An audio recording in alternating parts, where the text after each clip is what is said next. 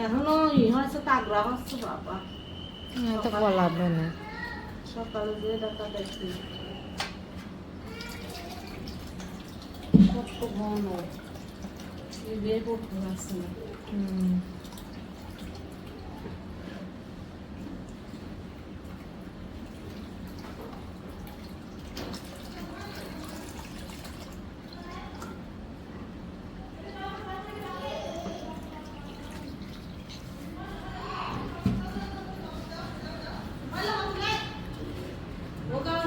আসসালামু আলাইকুম, নতুন আরেকটি ব্লগে আপনাদের সবাইকে স্বাগতম। এখন অলরেডি 10:30 বাজতে যাচ্ছে। আর এইদিকে জারিফ মিয়া দাঁড়িয়ে আছে। তার দুষ্টামানি শেষ নাই, নানা বাড়িতে এসে দুষ্টামানি আরো বেড়ে গেছে। ওকে টিভি ছেড়ে দিয়েছে আর তার নানা নানি একটু চুপি চুপি বের হয়েছে, কাজে বের হয়েছে, একটু ডক্টরের কাছে গিয়েছে, কালকেও গিয়েছিল কারণ ওনাদের ডায়াবেটিস অনেকদিন চেক করে না, ডক্টরও যেতে বলেছিল। তো কালকে একবার গিয়েছে, আজকে আবার ডক্টরের সাথে দেখা করার জন্য গিয়েছে। তো যাবার আগে জারিফকেও হচ্ছে ডক্টর দেখাবো আজকে, সেজন্য আব্বু সকাল সকাল সিরিয়াল দিতে গিয়েছিল। আম্মু আব্বুকে পাঠিয়েছিল 7:30টায়, আর সিরিয়াল দেবার লোক এসেছিল 8:30টায়। 1 ঘন্টা আব্বু ওখানে ওয়েট করেছে। জারিফ শোনা, আমি আসছি। তো এখানে ওয়েট করে তারপর সিরিয়াল দিয়েছে, 1 নাম্বার বা 2 নাম্বার সিরিয়াল।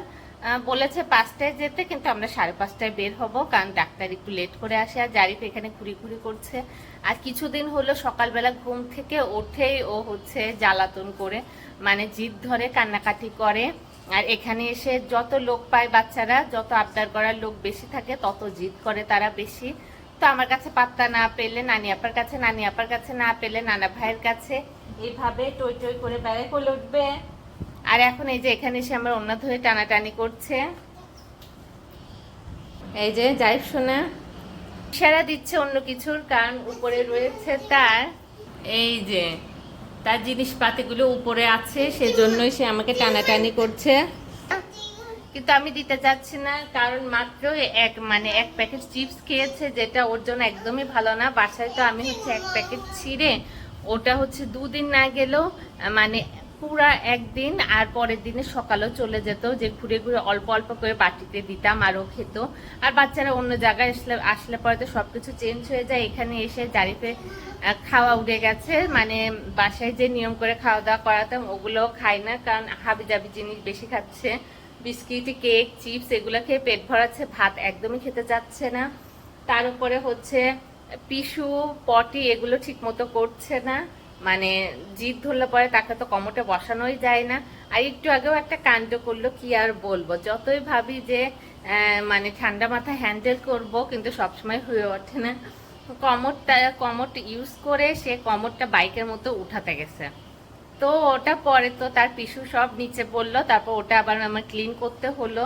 ওইটার জন্যই তো একটু আবার মাথা ঠান্ডা থাকতে থাকতে মাথা গরম হয়ে গেল, কি আর করা। তো ভালোভাবে ক্লিন করে এখন ভাবছি যে এখন তো খাবে না, আমি খেয়ে নেই। আম্মু হচ্ছে পরোটা বানিয়ে গেছে, আলু ভাজি করেছে, ডিম ভেজে রেখেছি।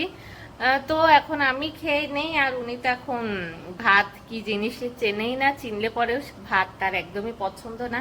এই হাবিজাবি জিনিসের প্রতি ইশারা করছে, কিন্তু সেগুলো আমি দেব না।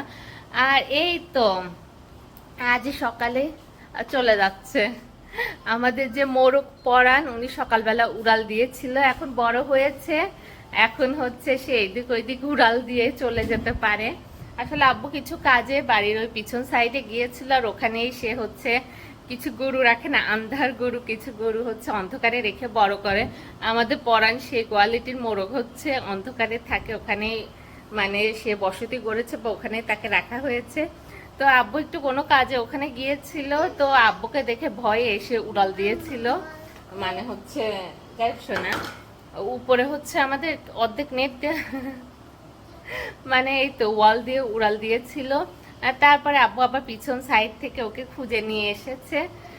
তো আর দাঁড়াও, ওনাতে আমি টানটানি করো না, দাঁড়াও। হ্যাঁ, তাহলে ঠিক আছে, কি আর ব্লগটা শুরু করে দিলাম। আর একদিন ব্লগ করছি একদিন করছি না, বা একদিন ব্লগ করছি 2 দিন ব্লগ করছি না, এইভাবে এখানে পার হচ্ছে। এখানে ওইভাবে ব্লগ করা আসলে হয়ে উঠছে না। জারিফকে ছেড়ে রেখেছে যে জারিফ এনজয় করতে এসেছো, তুমি এনজয় করো। তো ওর মতো এনজয় করে, আমি আমার মতো থাকি। তারপর মেন কথা ওকে নিয়েই বিজি থাকি, এখানে থাকি বা ওখানে থাকি। বাচ্চাকে তো আমারই মানে মাকে বিশেষ স্পেশালি কিছু মুহূর্তে দেখতে হয়। বাবা আর এই যে এখানে মানে অযৌক্তিক বা অপ্রয়োজনীয় কিছু জিদ করছে, এখন ওকে ওদিকে নিয়ে যাই যে এই তো আমরা খাওয়া দাওয়া করি। তো ভাবলাম যে আজকে সকাল সকাল একটু ব্লগটা শুরু করি, অনেকদিন ব্লগ করি না। তো এই তাহলে ঠিক আছে, আজকে সারাদিন কি করি না করি টুকিটাকি এই ব্লগে আমরা শেয়ার করব। এই তো আমি আমার নাস্তাটা প্লেটে নিয়ে নিয়েছি, 2টো পরোটা, ডিম আর এই যে আলু ভাজি। আর এখানে সকালবেলা আব্বু দুধ নিয়ে এসেছে, আম্মু দুধ জাল দিয়ে এই যে এখানে ঠান্ডা করার জন্য রেখে গেছে। মানে একটা ব্লগ না, মানে একটা ব্লগ কি বলে, মানে একবার উতলিয়ে এরপরে এটা হচ্ছে ঠান্ডা করতে রেখে দেয়। ঠান্ডা হয়ে গেলে এটা বয়মে ভরে রেখে দিলে, বয়ম বলছি বোতলে ভরে রেখে দিলে আবার প্রথম থেকে বলে, মানে এই যে এখানে দুধ এটা আমি হচ্ছে জাল দিয়ে রেখে গেছে, এটা ঠান্ডা হলে পরে বোতলে ভরে ফ্রিজে রেখে দিলে অনেক দিন থাকে, মানে অনেক দিন সংরক্ষণ করে রেখে খাওয়া যায়। তাহলে ঠিক আছে। আর এখানে হচ্ছে আমার নাস্তা। আর জারিফ প্রচুর দুষ্টামানি করছে, খুবই জিদ করছে, যেটা বলার মতো না। সব সময় কন্ট্রোল, মানে মেজাজ ঠান্ডা রাখা যায় না, কখনো কন্ট্রোল ছেড়ে দেয়, কিন্তু সেটা নিজের উপর এফেক্ট পড়ে, ওদের তো কিছু বলা যায় না। তো এই হচ্ছে অবস্থা। তো আমি এখন নাস্তা নিয়েছি, সে এটা নিয়ে এখন টানাটানি করবে, নিচে ফেলবে না, নিজে ঠিক মতো খাবে না আমাকে খেতে দিবে। তাহলে ঠিক আছে। আর আমাদের যাবারও সময় চলে এসেছে, আস্তে আস্তে তো সব গোছ গাছ হচ্ছে। আম্মু তো অনেক কিছু দিতে চায়, যে এটা রান্না করে দেয়, ওটা রান্না করে দেয়।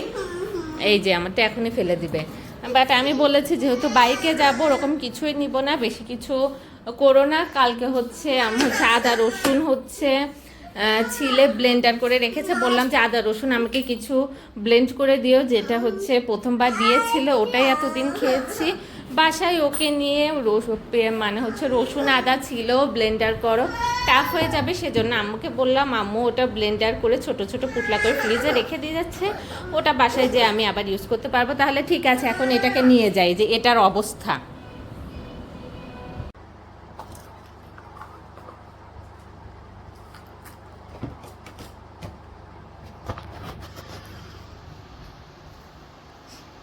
এই তো ঝটপট রেডি হয়ে গেছি, কারণ ওই যে বলেছিলাম আজকে জারিফের জন্য হচ্ছে ডক্টরের সিরিয়াল দেয়া হয়েছে, সেজন্য এখন যাচ্ছি।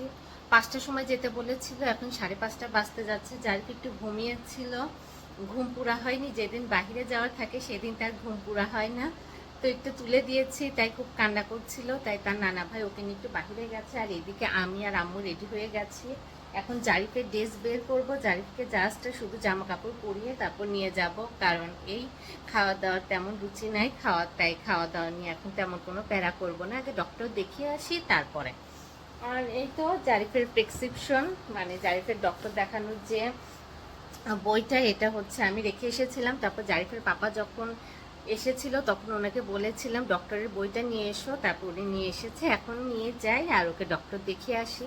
আর এইভাবে গেল সকালের পর তো আর কোনো ব্লগ কন্টিনিউ করা হয়নি, কারণ এই তো আম্মুরা তাড়াতাড়ি চলে এসেছিল, 12:30 বা 1টার সময় চলে এসেছিল। এরপরে আম্মু রান্নাবাড়ি করা, জারিফের দুষ্টামানি, আমাদের সবার এই তো কাজ, খাওয়া দাওয়া, এগুলো নিয়ে দুপুরটা পার হয়েছে। তাহলে ঠিক আছে, ঝটপটে জারিফের জন্য একটা ড্রেস বের করি আর আমরা বের হই।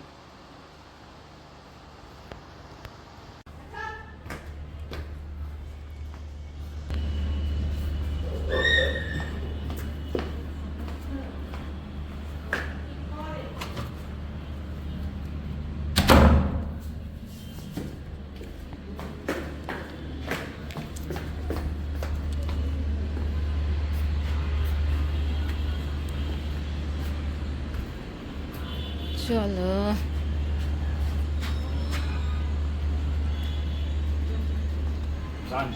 জারিফ মিয়া,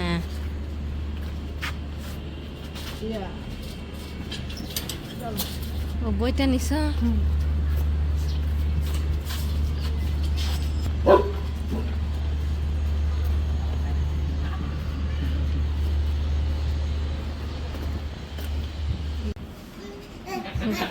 জারিফ না কি হয়েছে? কি কি আনছো তুমি? ওই বানাইবো। সব খালি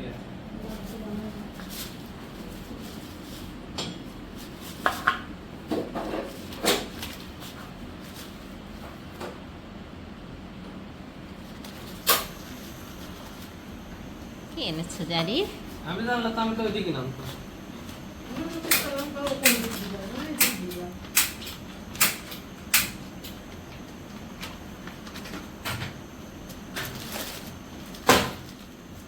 এক সেরির মা ধরছে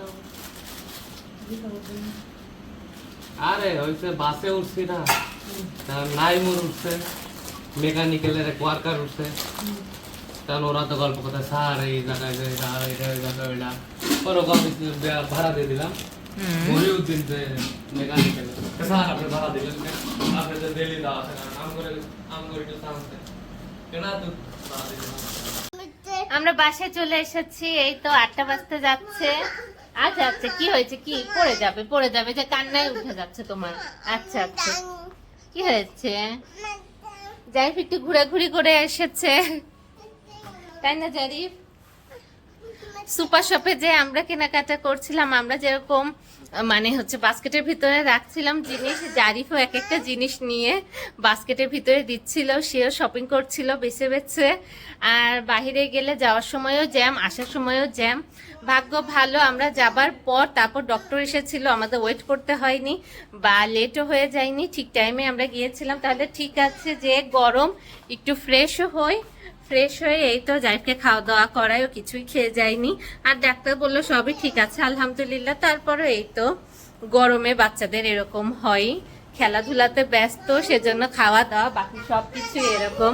তাহলে ঠিক আছে, আজকের জন্য এ পর্যন্তই, দেখা হবে আবার আমাদের পরের ব্লগে।